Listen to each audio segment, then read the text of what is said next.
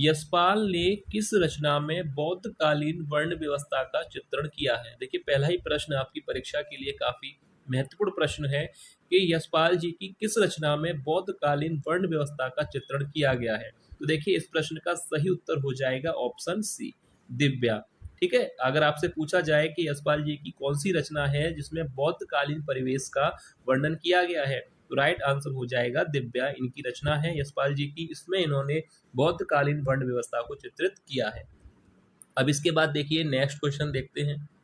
कौन सा उपन्यास अवध राज्य के पतन का विवरण प्रस्तुत करता है? तो देखिए, ये भी प्रश्न आपकी परीक्षा के लिए काफी इंपोर्टेंट प्रश्न है कि किस उपन्यास में अवध राज्य के पतन का विवरण प्रस्तुत किया गया है। ऑप्शन दिए गए हैं सोमनाथ, सुहाग के नुपुर, शतरंज की मोहरें या चारु चंद्रलेख। तो देखिए, इस प्रश्न का सही उत्तर हो जाएगा ऑप्शन सी, शतरंज की मोहरें यहाँ पर राइट आंसर हो जाएगा। अब इसके लेखक के बारे में भी मैं आपको बता दूं, याद रखिएगा शतरंज की मोहरें, इसके जो लेखक हैं वह है अमृतलाल नागर जी। ठीक है, याद रखिएगा शतरंज की मोहरें के जो लेखक हैं वह है अमृतलाल नागर। और एक रचना है शतरंज के खिलाड़ी, इसके लेखक है मुंशी प्रेमचंद। तो आप कंफ्यूज ना होना कि शतरंज की मोहरें अमृतलाल नागर जी का है और शतरंज के खिलाड़ी मुंशी प्रेमचंद जी द्वारा लिखा गया है। तो यहाँ पर राइट आंसर हो जाएगा शतरंज की मोहरें, जिसमें अवध राज्य के पतन का विवरण प्रस्तुत किया गया है। अब इसके बाद देखिए नेक्स्ट क्वेश्चन देखते हैं।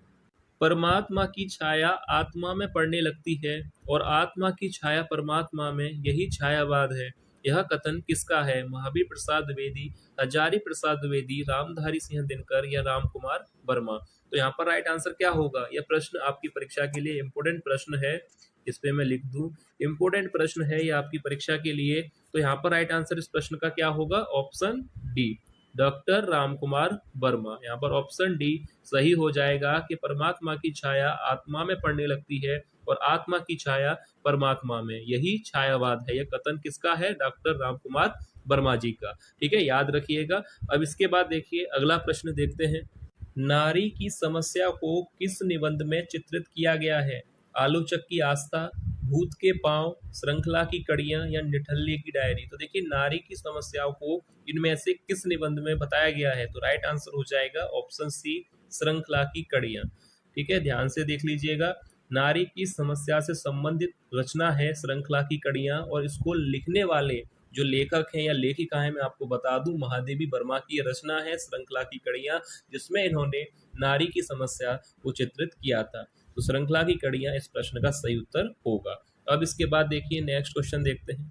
साहित्य का इतिहास दर्शन के रचनाकार हैं जैनेन्द्र कुमार, रामचंद्र शुक्ल, नलिन बिलोचन शर्मा या अज्ञे। तो देखिए, साहित्य का इतिहास दर्शन को लिखने वाले लेखक हैं नलिन बिलोचन शर्मा। तो ऑप्शन सी यहाँ पर राइट आंसर हो जाएगा। ठीक है, ध्यान से देख लीजिए। साहित्य का इतिहास दर्शन को लिखने वाले जो लेखक हैं वह है नलिन बिलोचन शर्मा की यह रचना है साहित्य का इतिहास दर्शन। अब इसके बाद नेक्स्ट क्वेश्चन देखते हैं। ज्ञान राशि के संचित कोश का नाम साहित्य है, किसका कथन है? महावीर प्रसाद द्विवेदी जी का, हजारी प्रसाद द्विवेदी जी का, विवेक राय का या नगेंद्र का।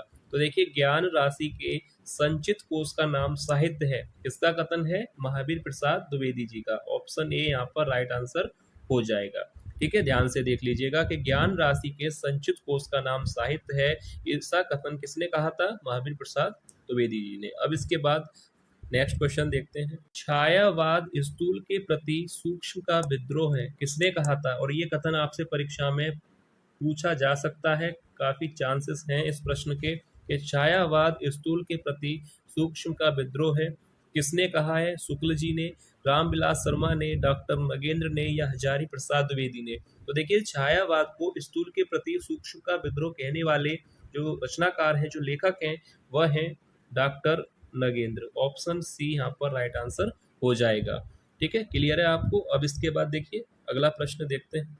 हीरामन हाई स्कूल के रचनाकार हैं, तो देखिए इस रचना को किसने लिखा होगा? हीरामन हाई स्कूल कुसुम कुमार ने या दुष्यंत कुमार ने, विवेक राय ने या अमृत राय ने। तो देखिए, हीरामन हाई स्कूल रचना, अगर आपसे परीक्षा में पूछा जाए कि हीरामन हाई स्कूल रचना को लिखने वाले लेखक या इसके रचनाकार का नाम बताइए, तो याद कर लीजिए, कुसुम कुमार की यह रचना है हीरामन हाई स्कूल, और आपसे परीक्षा में पूछा जा सकता है हीरामन हाई स्कूल रचना के लेखक कौन है? कुसुम कुमार की यह रचना है।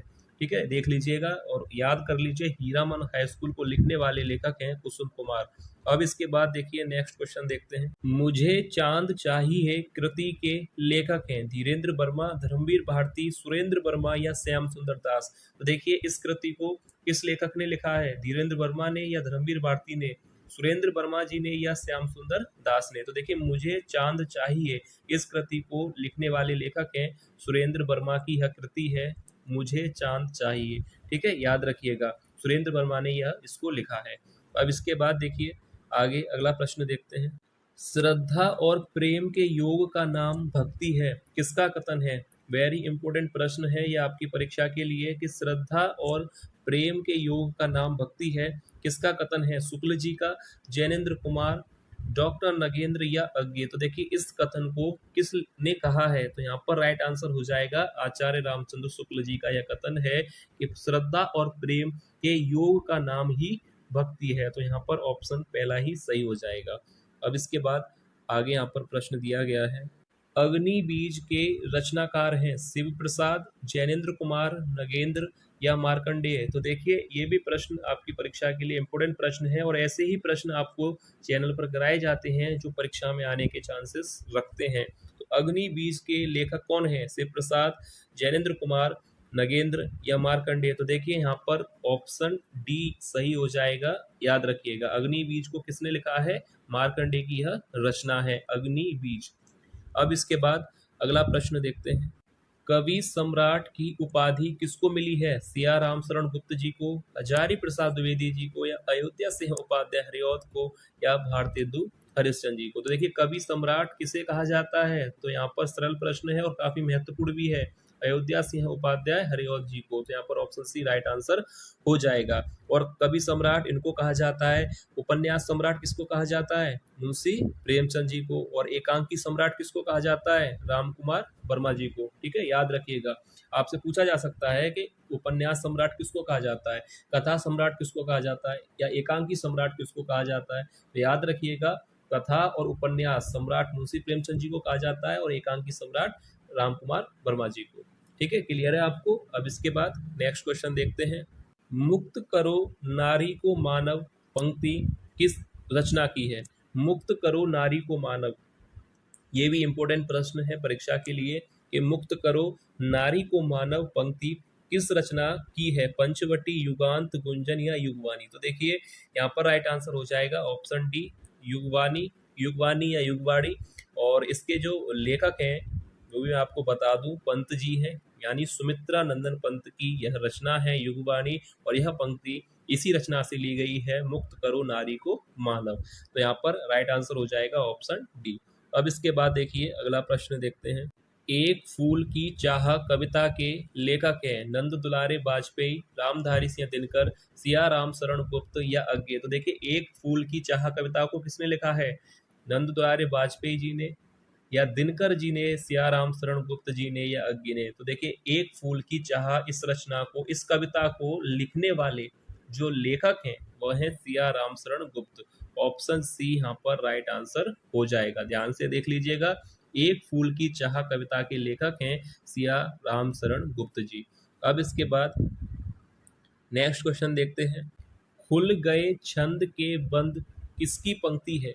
जयशंकर प्रसाद, सूर्यकांत त्रिपाठी निराला, सुमित्रा नंदन पंत या अज्ञे। तो राइट आंसर क्या होगा? खुल गए छंद के बंद किसकी पंक्ति है?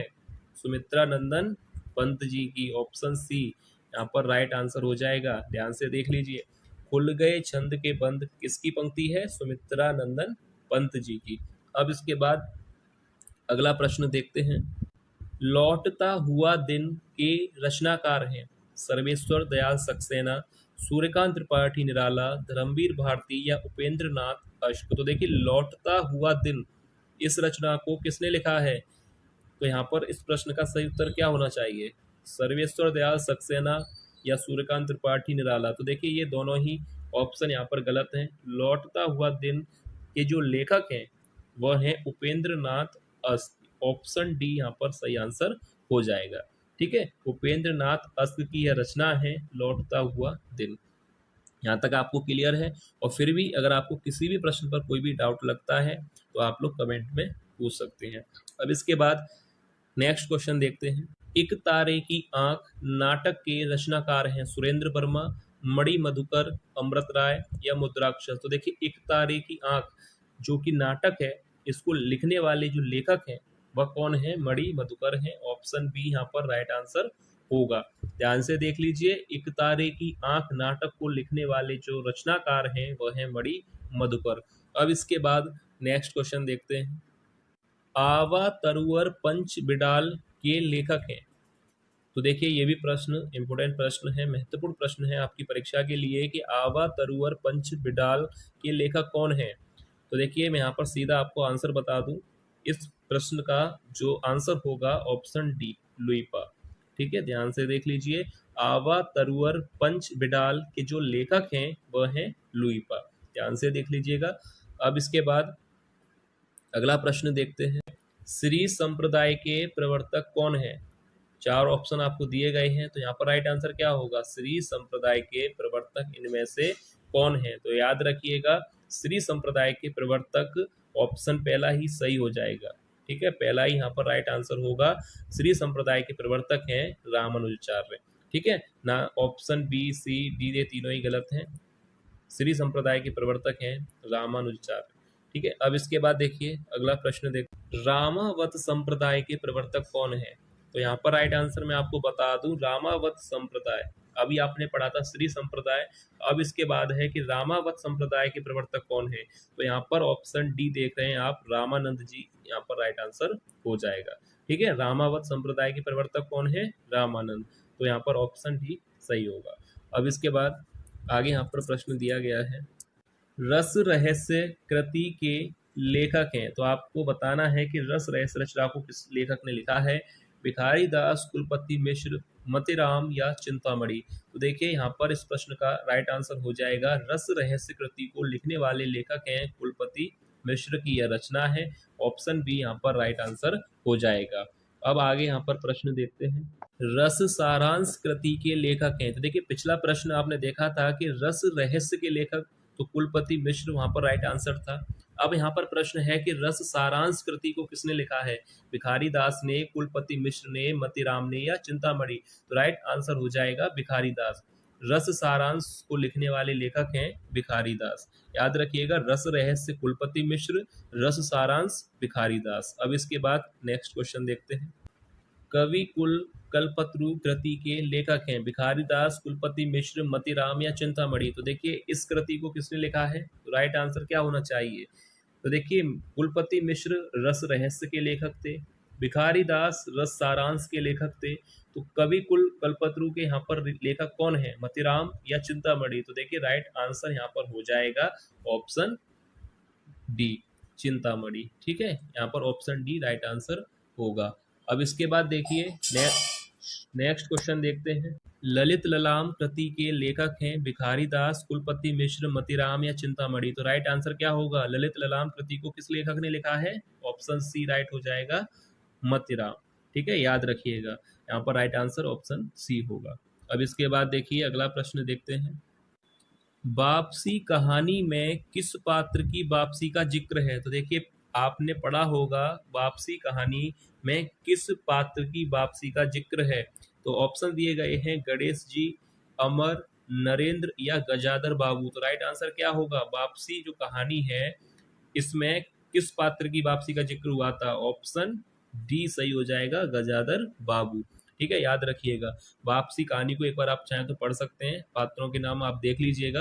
तो वापसी कहानी में किस पात्र की वापसी का जिक्र है? गजाधर बाबू की। ये प्रश्न आपसे परीक्षा में जो है पूछा जा सकता है। तो आप लोग एक बार इसका आंसर ढंग से याद कर लीजिएगा कि वापसी कहानी में किस पात्र की वापसी का जिक्र हुआ था? गजाधर बाबू। ऑप्शन डी राइट आंसर हो जाएगा। तो ये था आज की क्लास का अंतिम प्रश्न। उम्मीद है आपको क्लास पसंद आई होगी, आज के प्रश्न आपको पसंद आए होंगे। क्लास अगर आपको पसंद आई है तो इस वीडियो को लाइक जरूर कीजिएगा और शेयर जरूर कीजिएगा, ताकि और भी विद्यार्थियों तक ये क्लास जो है ये वीडियो पहुंच सके और वो नए भी अपनी तैयारी करने में मदद मिल सके। तो चलिए, मिलते हैं नेक्स्ट क्लास में ऐसे ही और महत्वपूर्ण प्रश्नों के साथ। तब तक के लिए धन्यवाद।